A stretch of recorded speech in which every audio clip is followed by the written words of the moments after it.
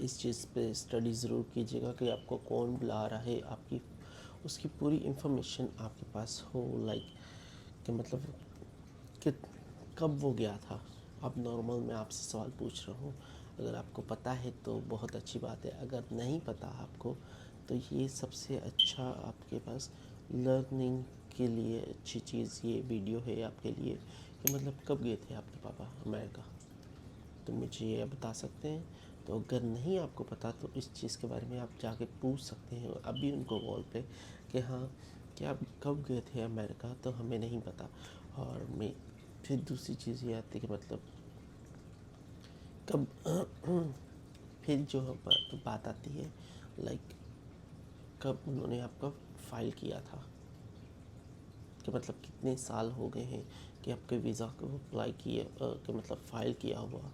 तो कितने साल हो गए, 15 साल हो गए हैं, 10 साल हो गए हैं, 17 साल हो गए हैं आपके इमिग्रेशन को, कितने साल हो गए हैं। और तो ये चीज़ें जैसे हैं, तो फिर आती है कि मतलब लास्ट टाइम उन्होंने दो चीज़ें पूछी जाती हैं, लाइक अगर उसको थोड़ा बहुत शक हो जाए आपके ऊपर कि आप झूठ बोल रहे हैं या कुछ ऐसा कुछ है, तो आपसे ये पूछ लेते हैं कि मतलब कितनी बारी आए हैं आपकी कंट्री में, लाइक पाकिस्तान में कितनी दफ़ा आपका फ़ादर वापस आया है। अगर आप इंडिया से बिलोंग करते हैं, लाइक आपका फ़ादर कितनी दफ़ा इंडिया वापस आया था आपसे मिलने के लिए, तो आप उस चीज़ के बारे में भी पूछेगा उनसे कि मतलब कितनी दफ़ा वो आए हैं कि आपसे मिलने के लिए। तो सबसे अच्छी चीज़ लाइक अगर आपके पास उनके साथ आपकी कोई भी पिक्चर है तो वो भी अपने पास रख लीजिएगा, ताकि कहीं भी वो ये शो कराने के लिए कह दे कि हाँ भाई उनके साथ कोई पिक्चर है आपकी, तो आप अपनी उनके साथ पिक्चर शो करा सकते हैं कि हाँ भाई ये मेरा फादर है और मेरे साथ उनकी ये पिक्चर है। तो ऐसे ही छोटे छोटे क्वेश्चन हैं, भले आपको छोटे छोटे लगे, लेकिन उस टाइम पे ऐसे ही छोटे सवाल से ही आप नर्वस हो सकते हो, और उस टाइम पे अगर आपको जवाब आता भी है तो आपसे जवाब मुंह से निकलता नहीं है। तो प्लीज़ इन चीज़ों की घर पे ही तैयारी कीजिएगा कि अगर अगर आपकी वाइफ है तो आपका अगर बहन भाई हैं किसी के साथ भी, तो उनके साथ कम्युनिकेट करें कि हाँ भाई पापा कब कितनी बारी अमेरिका गए थे, पापा कब कितनी बारी अमेरिका से आए थे, उनकी शादी को कितने साल हो गए हैं। तो ऐसे सवाल तो सब नॉर्मल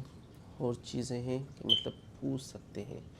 आपके पापा की माँ का नाम क्या है, नॉर्मली आप अपनी दादी का नाम आपको पता ही होगा, तो उनकी मामा का नाम क्या है, उनके फादर का नाम क्या है।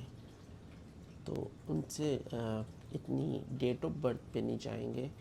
तो सिर्फ नाम पे ज़रूर जा सकते हैं वो लोग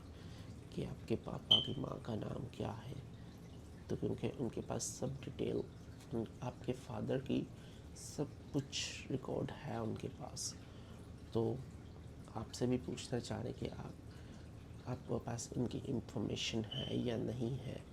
तो प्लीज़ मामा का, पापा का, अपने फादर के, तो प्लीज़ उनकी भी थोड़ी बहुत इंफॉर्मेशन ले लीजिएगा। फिर बात आती है कि मतलब आपके फादर के कितने बच्चे हैं, तो नॉर्मली वो आपको चीज़ पता ही है। तो कितने बच्चे हैं, लाइक 5 बच्चे हैं, 6 बच्चे हैं, तो आपसे ये भी सवाल पूछा जा सकता है कि लाइक अच्छा 6 बच्चे हैं, 6 बच्चों के आपको नाम पता है।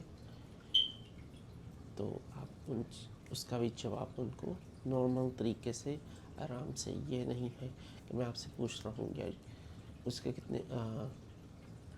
जो विलियम है उसके कितने बच्चे हैं,